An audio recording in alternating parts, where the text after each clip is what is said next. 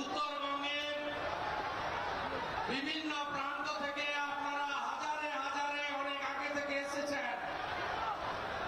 আমাদের যশস্বী স্বরাষ্ট্রমন্ত্রী, আমাদের যিনি ভারতবর্ষের শক্তিশালী নেতা সম্মানীয় অমিত শাহজিকে আমি কোটি কোটি নমন বন্দন জানাচ্ছি। এখানে কেন্দ্রীয় মন্ত্রী নিশীথ প্রামাণিক, দার্জিলিং এর সাংসদ রাজু বিস্তা, জাতীয় সহসভাপতি সাংসদ সম্মানীয় দিলীপ ঘোষ উপবিষ্ট আছেন। অমিত মালভিয়াজি আমাদের সহপ্রভারী, অনেক সাংসদ, বিধায়ক, নেতা, মোর্চার সবাই। যেহেতু আমরা আজকে অমিত শাহজির ভাষণ শুনব, তাই আমি আলাদা করে সকলের নাম না বলে একযোগে প্রত্যেককে যথাযথ সম্মান জানাই। আপনারা জানেন গত বছর 2রা মে থেকে গোটা পশ্চিমবঙ্গ ক্ষত বিক্ষত হয়েছে। আমি বক্তব্যের প্রথমেই স্মরণ করব জঙ্গলমহলে ঝাড়গ্রামের জামমনির কিষাণ মোর্চার নেতা কিশোর মান্ডি, যিনি গত বছর এই দিনে বিজেপি করার অপরাধে খুন হয়েছিলেন, শহীদ হয়েছিলেন, তাকে আমি স্মরণ করব। পশ্চিমবাংলায় সংবিধানের সমস্ত স্তম্ভগুলো এই অত্যাচারী স্বৈরাচারী মমতা ব্যানার্জির সরকার ভেঙে দিয়েছে। বিধানসভার অভ্যন্তরে ভারতীয় জনতা পার্টির বিধায়করা আক্রান্ত। বিরোধী দলনেতা চিফ হুইপ মনোজ টিগ্গারা বহিষ্কৃত বিধানসভা থেকে অনির্দিষ্টকালের জন্য। মিডিয়া আমাদের সংবিধানের অন্যতম স্তম্ভ। সেই মিডিয়াকে মুখ্যমন্ত্রী বলছেন আপনারা টিভিতে নিউজ শুনবেন না, টক শো শুনবেন না, ডিবেট দেখবেন না, শুধু সিরিয়াল দেখুন। আজকে পশ্চিমবঙ্গে শুধু মিডিয়া, জনপ্রতিনিধি নয়, ব্যুরোক্রেসিও আক্রান্ত। 108টা পুরসভার ভোট লুট হলো। একটা ছোট্ট পুরসভায় বিরোধীরা জিতেছিল, সেই পুরসভায় জেতার জন্য সেখানকার ওসিকে পরের দিন ট্রান্সফার করে দেওয়া হলো। তাই পশ্চিমবঙ্গের এই গণতন্ত্রকে বাঁচাতে গেলে আমাদের সবাইকে মোদীজির মার্গদর্শনে, অমিত শাহজির নেতৃত্বে, নাড্ডাজির নেতৃত্বে আমাদেরকে ভারতীয় জনতা পার্টিকে আরো শক্তিশালী করতে হবে। আমি অনেক বলার সুযোগ পাই, ভবিষ্যতেও পাবো। আমি শুধু আমার নেতাকে স্বাগত করলাম এবং আপনাদের আশীর্বাদ নিয়ে 1 বছর ধরে যেমন নির্বাচন পরবর্তী সন্ত্রাস নিয়ে আমরা আন্দোলন করছি, মানুষকে স্মরণ করাচ্ছি, নিধি সংগ্রহ করছি, সাথে সাথে গর্বের সঙ্গে এটাও ঠিক স্বৈরাচারী মমতা ব্যানার্জি তিনি গত বছর 2রা মে নন্দীগ্রামে আমার কাছে পরাজিত হয়েছিলেন 1956 ভোটে। এই স্বৈরাচারী শাসকের পরাজয়ের বর্ষপূর্তিও আমরা সবাই পালন করছি একসঙ্গে। এবং আসুন আমরা সবাই একসঙ্গে মিলে উত্তরবঙ্গের বঞ্চনা, উত্তরবঙ্গের যন্ত্রণা, উত্তরবঙ্গকে পিছিয়ে রাখার বিরুদ্ধে গোটা বাংলার সঙ্গে হাতে হাত মিলিয়ে আমরা লড়াই করি। সকলকে আমি ভারতীয় জনতা পার্টির পক্ষ থেকে আন্তরিক শ্রদ্ধা, সম্মান, শুভেচ্ছা, অভিনন্দন, জোহার জানিয়ে আমার কথা শেষ করলাম। ভারত মাতা কি, ভারত মাতা কি জয় শ্রীরাম, গো মাতা কি, গো মাতা কি, গঙ্গা মাতা কি জয়। জয় শিবচন্ডী, জয় জয় শিবচন্ডী, জয় জয় শিবচন্ডী। अमित शाह जी जिंदाबाद, अमित शाह जी जिंदाबाद। अमित जी आगे बढ़ो, हम तुम्हारी साथ है। अमित अमित जी आगे बढ़ो, हम तुम्हारे साथ हैं। अमित जी कश्मीर को सीधा किया, बंगाल को ठीक करना चाहिए। अब आगे बढ़िए, हम सब आपका साथ हैं। वंदे मातरम। এখন আমাদের সামনে বলবেন প্রদেশের সভাপতি মাননীয় ডক্টর সুকান্ত মজুমদার। ভারত মাতা কি। আরে কুচবিহারের লোকেদের গলার আওয়াজ পাওয়া যাচ্ছে না তো? ভারত মাতা কি, ভারত মাতা কি, জয় শ্রীরাম। আজকে আমাদের এই উত্তরবঙ্গের মাননীয় গৃহমন্ত্রী অমিত শাহজি আমাদের মাঝে উপস্থিত হয়েছেন। তাকে জোরে হাততালি দিয়ে স্বাগত জানান এই উত্তরবঙ্গের পবিত্র মাটি থেকে।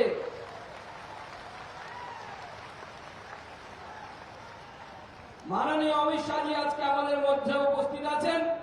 উপস্থিত আছেন আমাদের বিরোধী দলনেতা, যিনি মাননীয় মুখ্যমন্ত্রী, পশ্চিমবঙ্গের মুখ্যমন্ত্রীকে কম্পার্টমেন্টাল মুখ্যমন্ত্রীতে পরিণত করেছেন, সেই শুভেন্দু অধিকারীরা। তার জন্য জোরে হাততালি দেবেন। উপস্থিত আছেন আমাদের রাজ্যের অন্যতম নেতা, আমাদের কেন্দ্রের সহসভাপতি মাননীয় দিলীপ ঘোষ মহাশয়। তার জন্য জোরে হাততালি দেবেন। কেন্দ্রীয় মন্ত্রীরা উপস্থিত আছেন, মাননীয় নিশীথ প্রামাণিক, মাননীয় জন বাংলা সহ অন্যান্য সাংসদরা। তাদের জন্য জোরে হাততালি দেবেন। বিধায়করা উপস্থিত আছেন। সময় খুব কম, মূল বক্তা অন্যরা। মূল বক্তা আজকে অমিত শাহজি, সেই আমি আমার বক্তব্যকে দীর্ঘায়িত করব না। বন্ধুগণ, তার আগে আপনাদের সকলকে জানাই নমস্কার। রাজবংশী আমার দাদা দিদিদের দণ্ডবোধ, আর আমার গোর্খা যারা দাদা দিদি আছে, তাপাই হারুলায় মেরো ধেরে ধেরে নমস্কার। আজ এই উত্তরবঙ্গের মাটিতে মাননীয় অমিত শাহজি এসেছেন। বন্ধুগণ, আমরা লড়াই করছি। এই লড়াই পশ্চিমবঙ্গকে বাঁচানোর লড়াই, আর সেই লড়াই মাননীয় অমিত শাহজি আমাদের সাথে আছেন। সেই বার্তা দিতে উনি ওনার ব্যস্ত প্রোগ্রাম থেকে সময় বের করে আমাদের এই উত্তরবঙ্গে উড়ে এসেছেন মাননীয় মুখ্যমন্ত্রীকে জবাব দেওয়ার জন্য। আর আজকে এখান থেকে জবাব দেবেন, আর সেই লড়াই আমরা জারি রাখবো। গত লোকসভা নির্বাচনে উত্তরবঙ্গ পথ দেখিয়েছে। সব থেকে বেশি সাংসদ, 8 জনের মধ্যে 7 জন সাংসদ আমরা মাননীয় মোদীজির হাতে তুলে দিয়েছি। আগামী 24-এও আমরা সেই সাংসদদেরকে মাননীয় মোদীজির হাতে তুলে দেব। আমাদেরকে কথা দিতে হবে। তাই বন্ধুগণ, এই লড়াই চলবে। লড়াইকে আমাদেরকে সামনের দিকে এগিয়ে নিয়ে যেতে হবে। আর সেই লড়াইয়ে আমাদের কেন্দ্রীয় নেতৃত্ব আমাদের সাথে আছে। মনে রাখবেন, ভারতীয় জনতা পার্টি গোটা ভারতবর্ষের বিভিন্ন রাজ্যে ক্ষমতায় আছে, কিন্তু ভারতীয় জনতা পার্টির লড়াই এখনো শেষ হয়নি। কারণ যতক্ষণ না পর্যন্ত পশ্চিমবঙ্গের নবান্নের উপরে গেরুয়া পতাকা উঠছে, ততক্ষণ পর্যন্ত ভারতীয় জনতা পার্টির লড়াই শেষ হবে না। আর মাননীয় অমিত শাহজি আজকে সেই বার্তা দিতে এখানে এসেছেন। আজকে আমাদের মধ্যে রাজু মিশ্রা উপস্থিত আছেন, এখানকার যশস্বী সাংসদ। মাননীয় জয়ন্ত রায় উপস্থিত আছেন, যশস্বী সাংসদ, যারা লড়াই করছেন, চোখে চোখ রেখে লড়াই করছেন। আর এই লড়াইকে সামনের দিকে আমরা এগিয়ে নিয়ে যেতে চাই। আপনারা থাকবেন তো এই লড়াইয়ে? থাকবেন? কুচবিহার থাকবে, আলিপুরদুয়ার, জলপাইগুড়ি, উত্তর দিনাজপুর, মালদা, দক্ষিণ দিনাজপুর। 2 হাত মুঠি করে আমার সাথে বলুন, ভারত মাতা কি, ভারত মাতা কি, ভারত মাতা কি। এইবার আমি মাননীয় গৃহমন্ত্রী অমিত শাহজিকে অনুরোধ করব তার মূল্যবান বক্তব্য রাখার জন্য।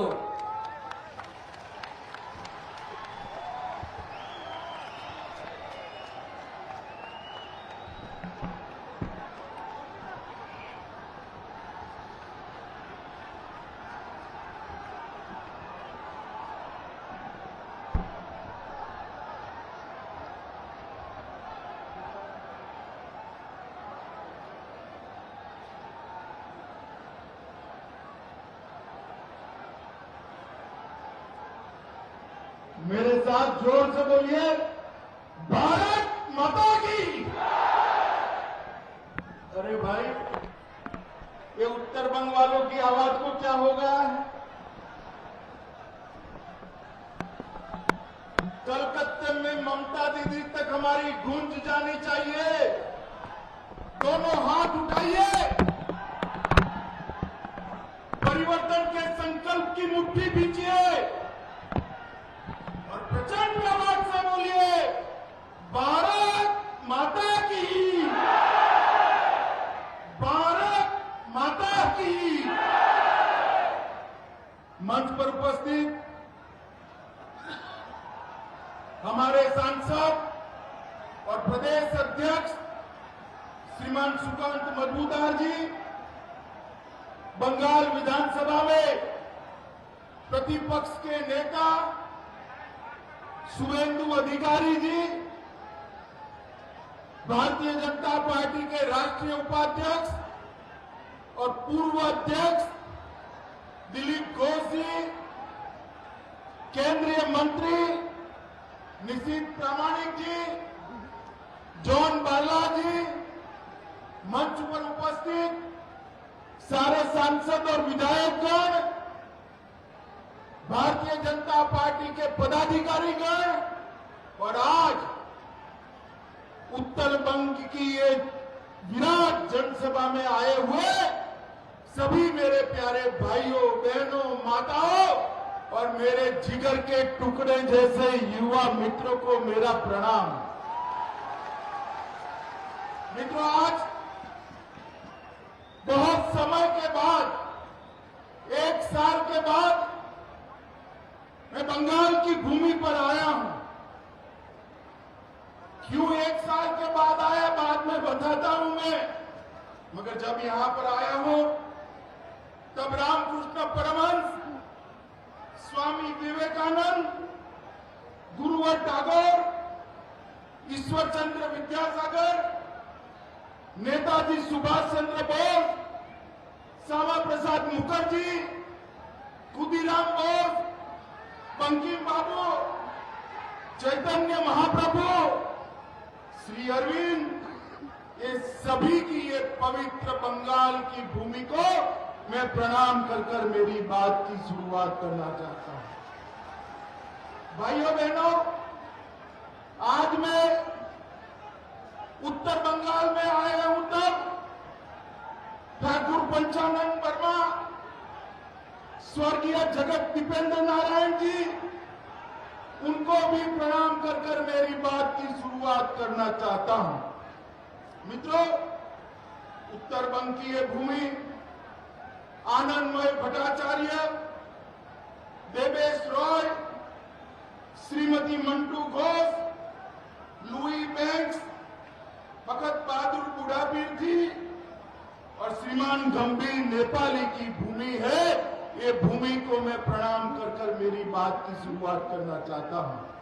मित्रों, आज जब मैं यहाँ आया हूं तब सबसे पहले उत्तर बंग और पूरे बंगाल की जनता का बहुत बहुत धन्यवाद करना चाहता हूं। मित्रों, हृदय से धन्यवाद करना चाहता हूं, क्योंकि गत चुनाव में, विधानसभा चुनाव में जब हम मैदान में उतरे तब हमारे पास 3 सीटें थी, सिर्फ 3 सीटें।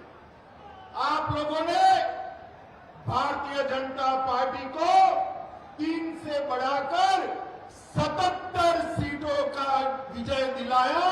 इसके लिए बंगाल की जनता का मैं धन्यवाद करना चाहता हूं।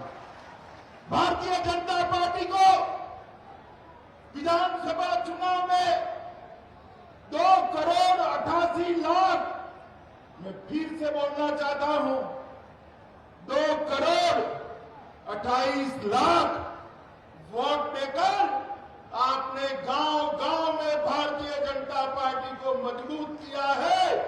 पूरे देश भर की भारतीय जनता पार्टी बंगाल की जनता की ऋणी है। मित्रों,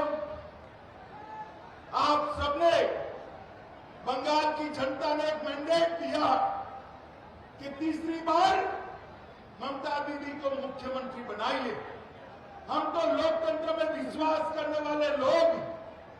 ये मैंडेट को हमने माना।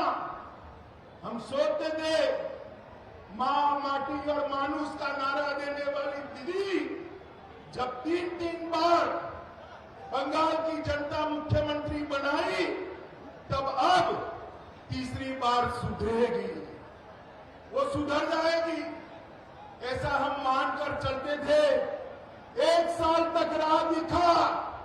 बंगाल के लोगों बताइए, आज बंगाल के अंदर अत्याचार कम हुआ है क्या? जोर से बोले, हुआ है क्या? कटमनी बंद हुआ है क्या? भ्रष्टाचार बंद हुआ है क्या? सिंडिकेट का राज बंद हुआ है क्या? भाजपा के कार्यकर्ताओं की हत्या बंद हुई है क्या? ममता दीदी, 3 बार आपको चुनाने के बाद भी आप नहीं सुधर रही है। आप ये मत सोचना कि भाजपा वाले लड़ेंगे नहीं।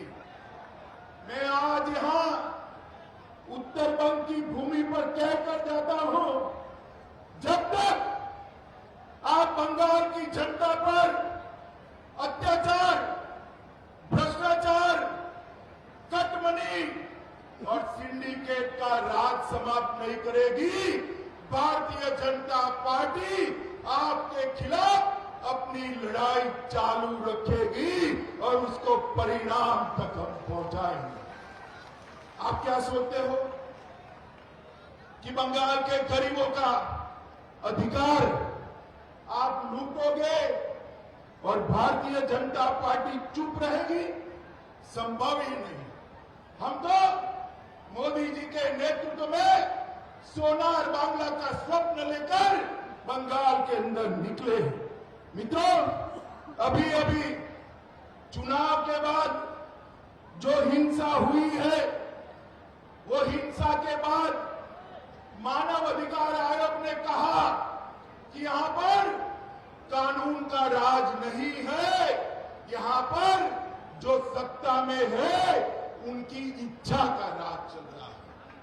101 लोगों की हत्या कर दी, 1829 लोग घायल हुए और 161 से ज्यादा मुकदमों में टीएमसी के गुंडे अपराधी पाए गए। माताओं, भाइयों, बहनों, आज मैं प्रदेश भर के भारतीय जनता पार्टी के कार्यकर्ता को कहकर जाता हूं, डरिएगा मत। ममता दीदी के अत्याचार तो बहुत कम है। हम केरल से लेकर पूरे देश में 1950 से राष्ट्रवाद के आधार पर राजनीति करते हुए आए हैं। हमें कोई रोक नहीं सकता। बंगाल में भी बीजेपी को बढ़ने से कोई रोक नहीं सकता। राजनीति करते हुए आए हैं। 22 मार्च से लेकर अब तक 181 राजनीतिक हिंसा की घटनाएं हुई और सुप्रीम कोर्ट ने कड़ी टिप्पणी के बाद सीबीआई को 64 बलात्कार के मामले और 52 हत्या के मामले सौंपने पड़े। निवृत्त हाईकोर्ट चीफ जस्टिस की अध्यक्षता में 698 मामलों की एसआईटी बनानी पड़ी। और दीदी, देश भर में कुछ भी होता है, यहां से डेलीगेशन भेजती है, टीएमसी का डेलीगेशन भेजती है। अरे दीदी, वीरभूम में आपने 8 बच्चों, 8 महिलाओं को और 1 बच्चे को जिंदा जला दिया, वहां क्यों डेलीगेशन नहीं भेजा भाई? क्यों? वीरभूम वाले आपके लोग नहीं है क्या? फैक्ट फाइंडिंग टीम नदियां क्यों नहीं गई? जहां एक नाबालिग बच्ची पर रेप हुआ, बलात्कार हुआ, वहां पर फैक्ट फाइंडिंग टीम क्यों नहीं गई? मित्रों, ममता दीदी ने आर्थिक रूप से बंगाल को कंगाल कर रख दिया है। 1947 में बंगाल का जीडीपी में, देश के जीडीपी में हिस्सा 30% था और 31% से घटकर 2022 में 3.3% कर दिया है। 3.3%। ममता दीदी, बंगाल की जनता को आप जवाब देगी क्या? एफडीआई 2011 में 1% थी, आज भी 1% है। आपने कोई बढ़ोतरी नहीं की है। मित्रों, आज मैं कहता हूं, प्रति व्यक्ति आय में पश्चिम बंगाल 2011 में 7वें नंबर पर था, 2022-20 में 7वें नंबर से गिरकर 23वें नंबर पर आ गया है। और मित्रों, ममता दीदी ने बंगाल को ऋण से बोझ के तले दबा दिया है।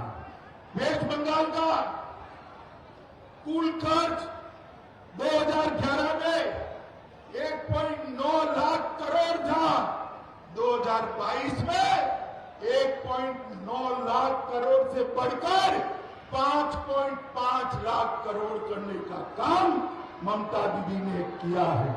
मित्रों, मैं आज आप सबको कहना चाहता हूं कि बंगाल के अंदर टोल मनी भाई हो गया। आप नारे मत लगाइए, आप नारे मत लगाइए, भाजपा के कार्यकर्ता नारे मत लगाइए भैया। टोल मनी और सिंडिकेट का राज फिर से शुरू हो गया है। मित्रों, इसके अंदर परिवर्तन लाना पड़ेगा। उत्तर बंगाल को हमेशा ममता दीदी ने अन्याय किया है। भारत सरकार ने जो एम्स भेजी थी, उसको आज बदलने का काम किया है, जिससे उत्तर बंगाल को इसका फायदा न मिले। देश भर में जहां जहां भाजपा की सरकारें हैं, वहां पर मेट्रो कॉरपोरेशन बनाए गए। यहां पर मेट्रो कॉरपोरेशन नहीं बनाया गया क्योंकि सिलीगुड़ी और जलपाईगुड़ी को मेट्रो न मिले। पूरे देश भर में पावर का दाम सबसे ज्यादा अगर कहीं पर है तो बंगाल के अंदर है। पूरे देश भर में पेट्रोल का दाम 115 रुपया अगर कहीं पर है तो बंगाल में है। जहां भाजपा की सरकारें हैं, वहां 105 रुपये में पेट्रोल बिकता है। यहां 25% जीएसटी और 13 रुपया और टैक्स बंगाल सरकार ने लगाया है। मित्रों, आज भी पूरे बंगाल के गरीबों को आयुष्मान भारत योजना का फायदा नहीं। मुझे बताओ भाइयों बहनों, 5 लाख रुपया बंगाल के हर गरीब को मिल सकता है। बंगाल के गरीब को मिलना चाहिए या नहीं मिलना चाहिए? जोर से बोलिए, मिलना चाहिए या नहीं मिलना चाहिए? ममता दीदी मोदी जी की लोकप्रियता से डरकर आयुष्मान भारत योजना बंगाल में लागू नहीं करेगी और किसान सम्मान निधि भी 5 साल के बाद भेजने का काम किया है। मित्रों, आज मैं उत्तर बंगाल में आया हूं। मैं आपको स्पष्टता कर जाता हूं, तृणमूल कांग्रेस सीएए के बारे में अफवाहें फैला रही है कि सीएए जमीन पर लागू नहीं होगा। मैं आज कहकर जाता हूं, कोरोना की लहर समाप्त होते ही सीएए को हम जमीन पर उतारेंगे और हमारे भाइयों को नागरिकता देने का काम। ममता दीदी, आप तो यही चाहती हो कि घुसपैठ चलती रहे और बंगाल से जो शरणार्थी आए हैं उनको नागरिकता न मिले।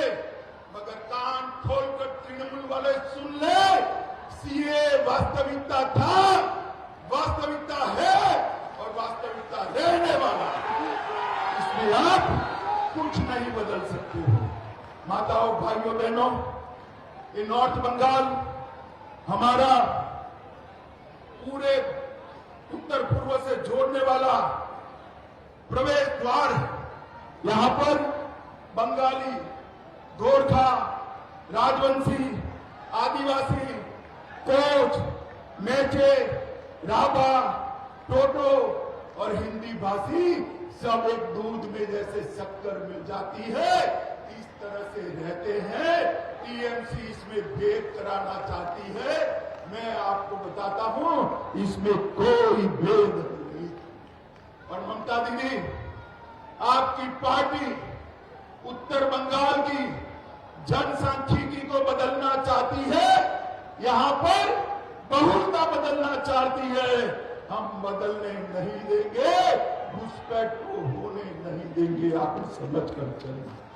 मित्रों, अब चाय बागान के मालिकों को जमीन देने के लिए उनके पास कानून है, परंतु गरीब मजदूरों को पर्जा पट्टा का अधिकार नहीं देना।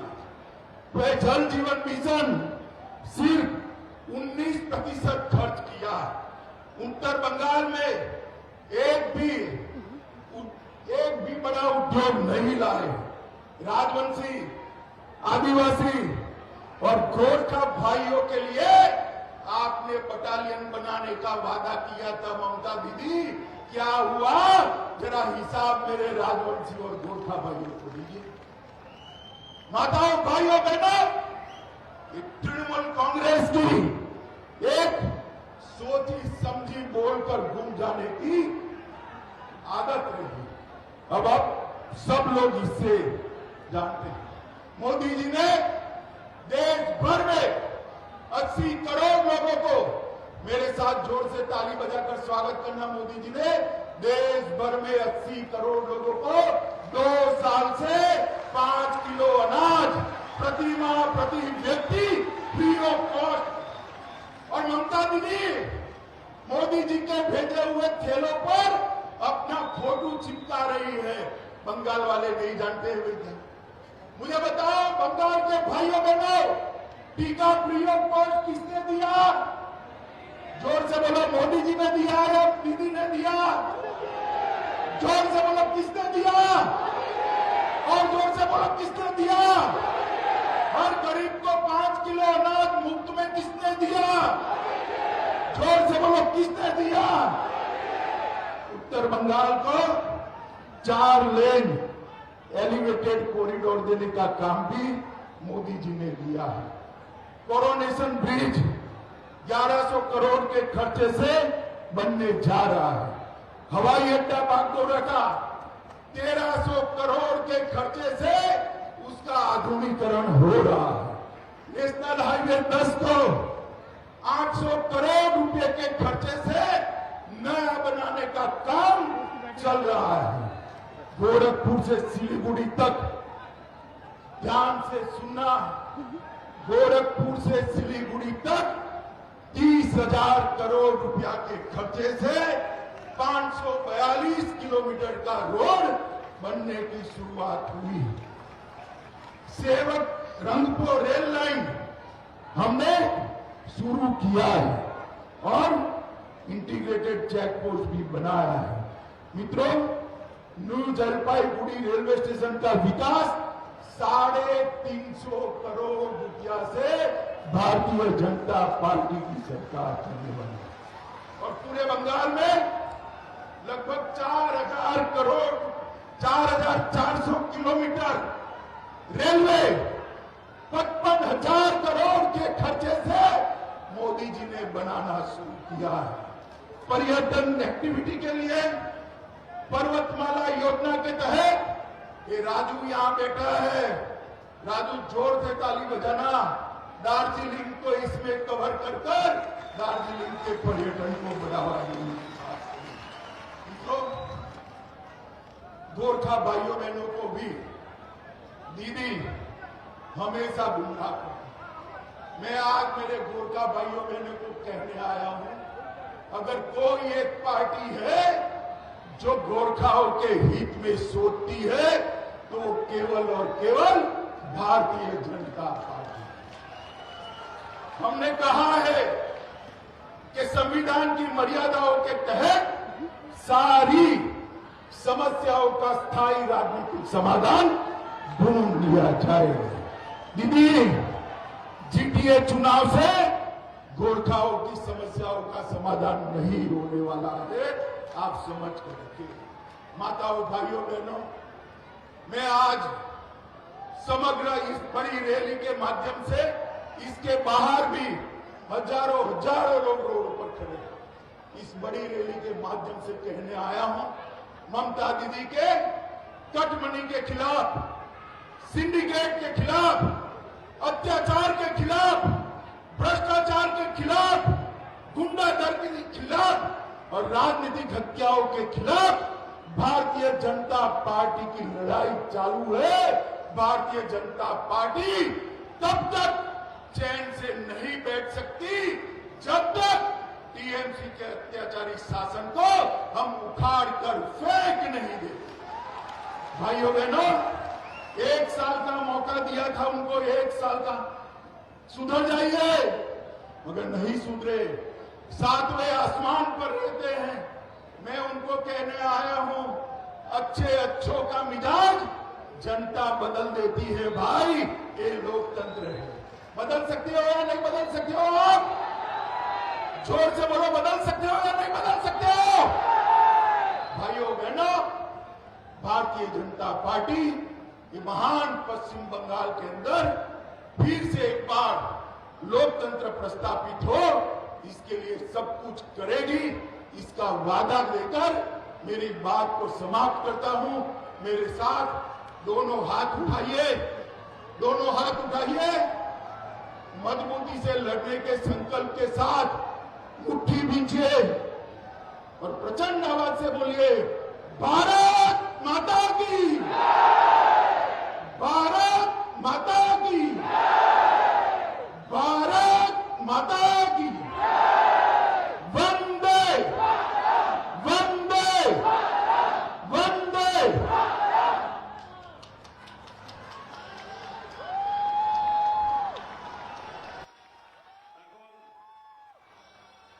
মাননীয় স্বরাষ্ট্রমন্ত্রী অমিত শাহজিকে শাল পরিয়ে স্বাগত জানাবেন প্রদেশের সভাপতি মাননীয় ডক্টর সুকান্ত মজুমদার মহাশয়।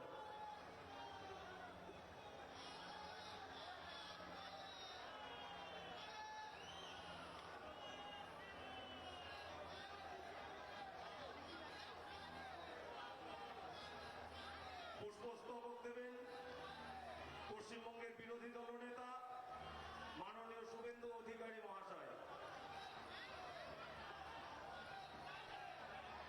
সকলে মিলে একটি বড় মালা দিয়ে স্বাগত করবেন